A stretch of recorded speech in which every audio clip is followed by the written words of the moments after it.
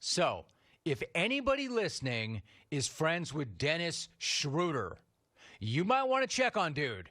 Like, stop whatever you're doing right now, drop this dude a text, maybe an email, maybe a phone call, maybe hit him up on WhatsApp, maybe Instagram, maybe snap him.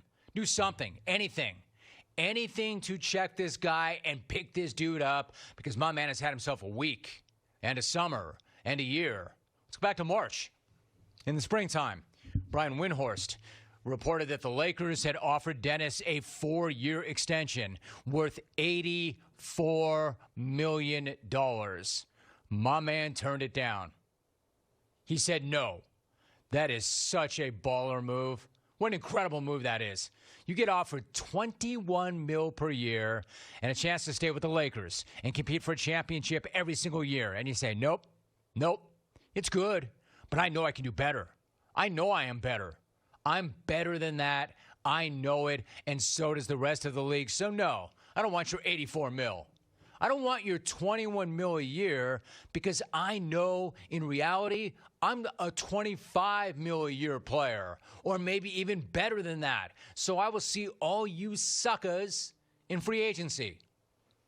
And I got to tell you something, man. I could not respect that any more than I do. I love it.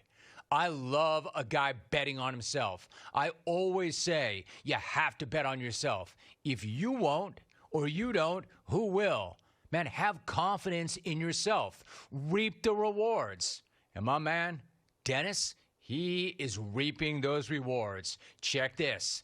He said no to the Lakers and $84 million, but he signed a deal with the Boston Celtics.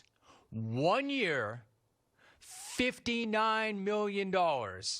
Hell yes. That's how you do it. That's how you do business. What an incredible move that was. That is amazing business.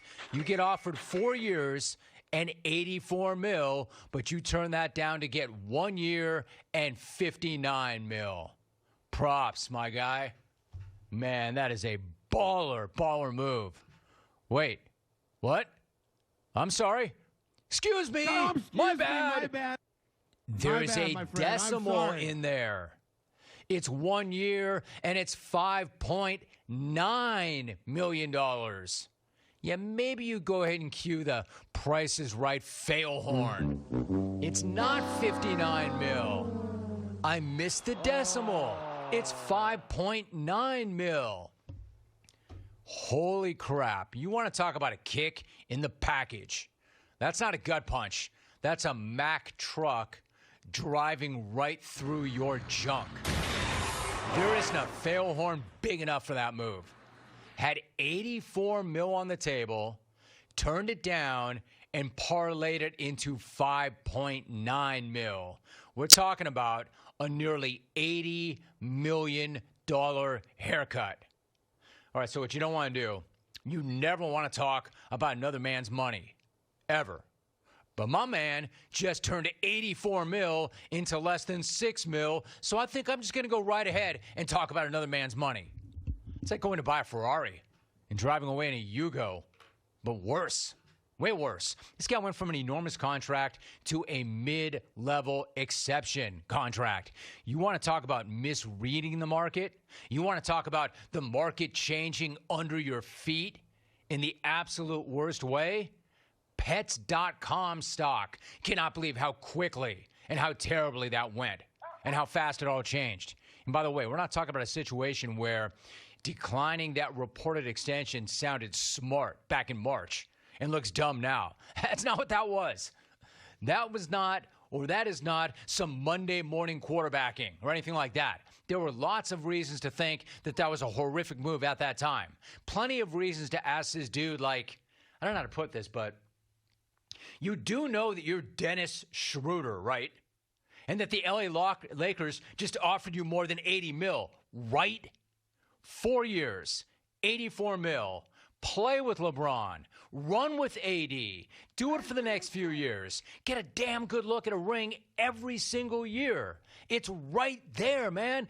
There's the paper. There's the pen. Pick it up.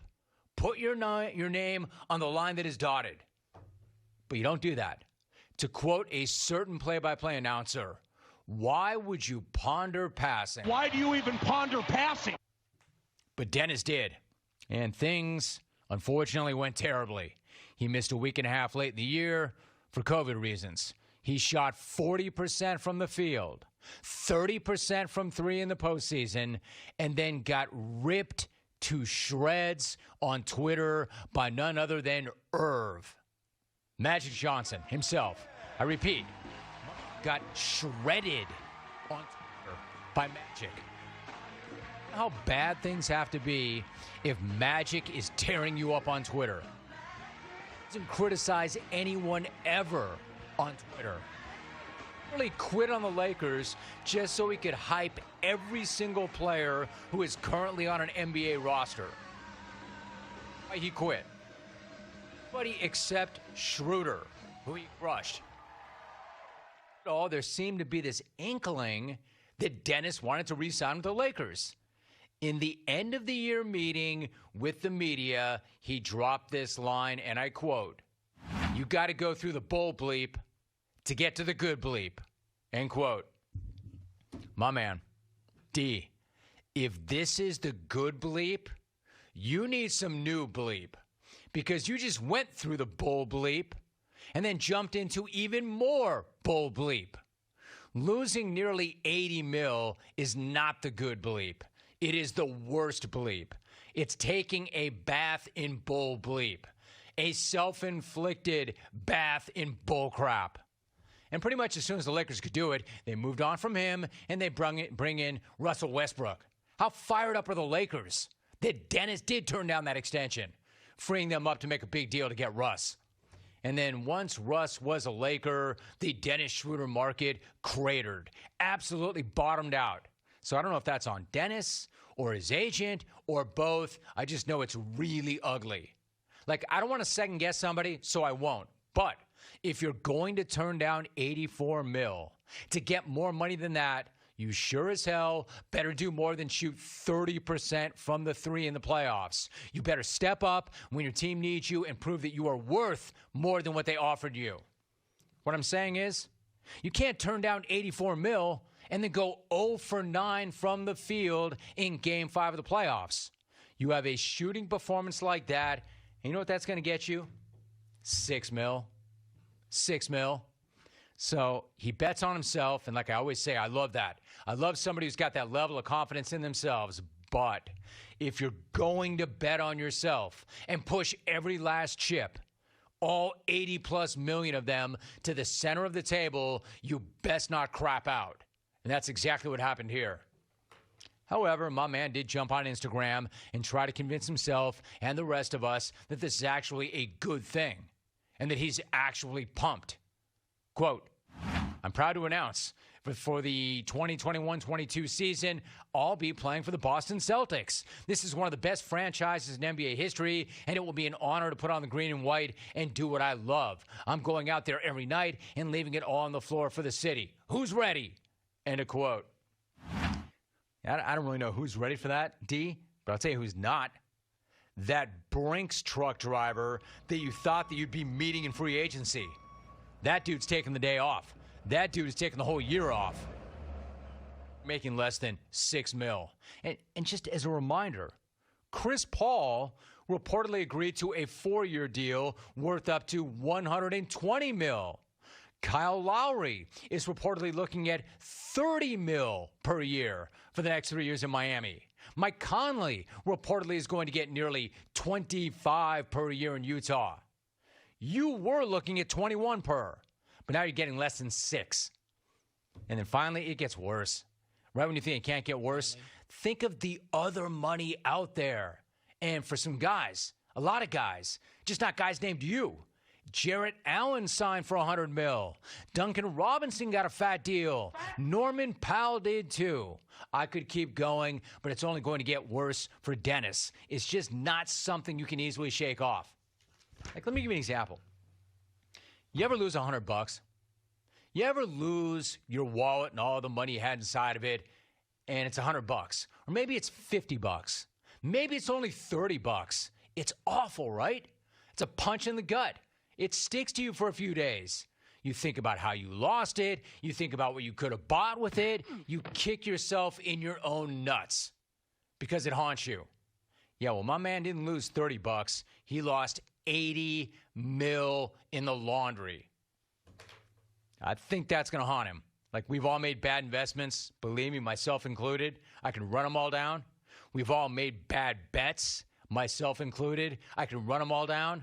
But I don't know too many people who have lost an $80 million bet. You know what that's like? It's sort of like the loss of a loved one. You don't really ever get over it. You just hope to get past it. And that's what you do when you lose a loved one or you lose $80 million. Good luck with that, dude. You're going to need it. I mean, yes, we should all have these problems where the worst case scenario is you have a job that pays you almost $6 million for a year. But man, like, I left my sunglasses on top of my car once and drove off. I wasn't right for like a week. I'm thinking Dennis has got to feel like that times, I don't know, 1 million or maybe times 80 million. Like I said, there's a general rule of thumb. Do not talk about another man's money unless another man set $80 million on fire. And then you can.